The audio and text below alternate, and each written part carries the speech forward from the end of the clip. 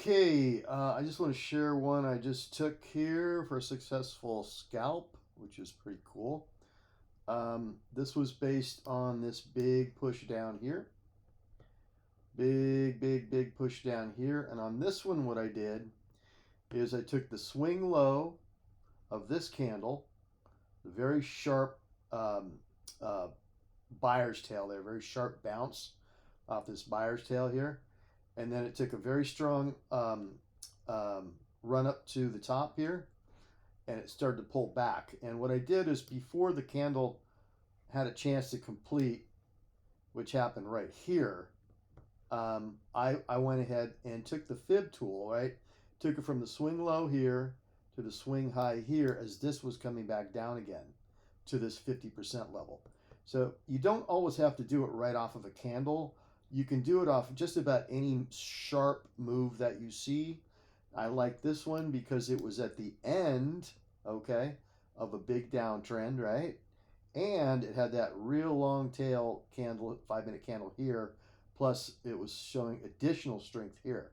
So what I did is when I saw this kind of a sharp push up, which is if you look at it on the 5 second candle, you can see it here. It's this much sharper uptrend here than anything you see on the way down, right?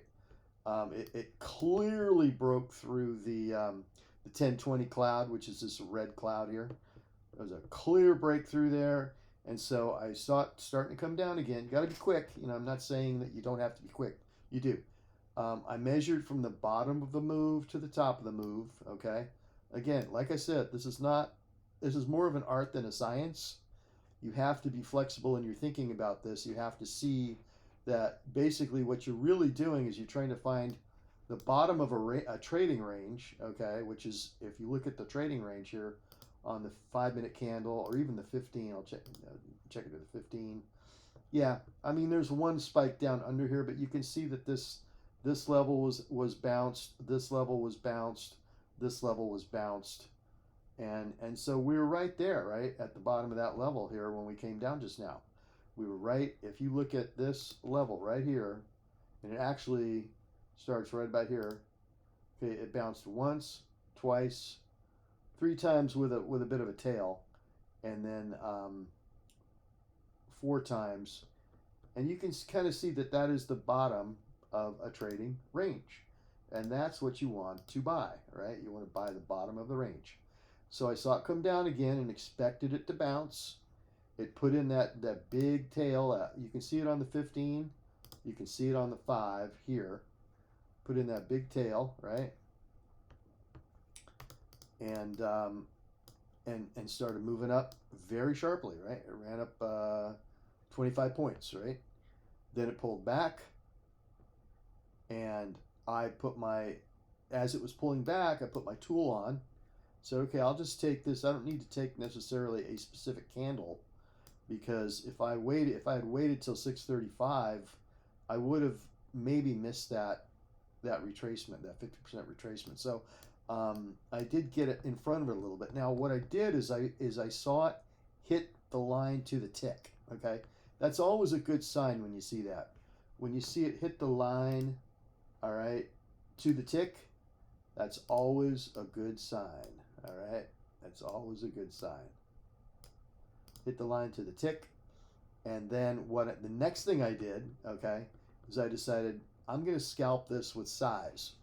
So I literally put 15 minis on, and with a 1 point target, okay, because I thought it would just be a really easy trade to scalp. I mean, that's $300, right? So I thought that would be a very low risk, very easy $300. But I didn't do it until I waited for this blue line to get up to it already started curling, right? So I saw it here, right? But I waited for the curl and I waited for the touch, the blue line to touch the 0 line here on MACD, because that tells me, okay, strength is definitely in the market now. There's no, probably no turning back, at least for my scalp, okay? So I got in, I tell you exactly the price that I just traded this. This is it just really helps when you're specific.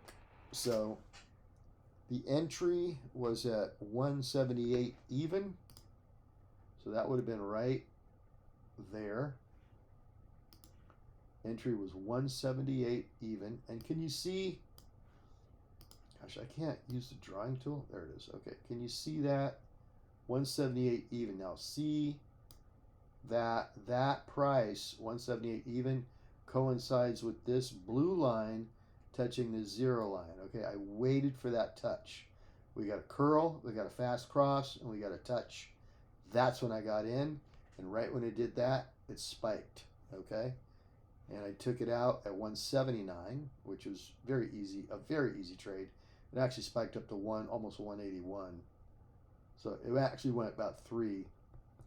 And now, as you can see, this is a great level because it came back for another like little pullback here against the 77, right?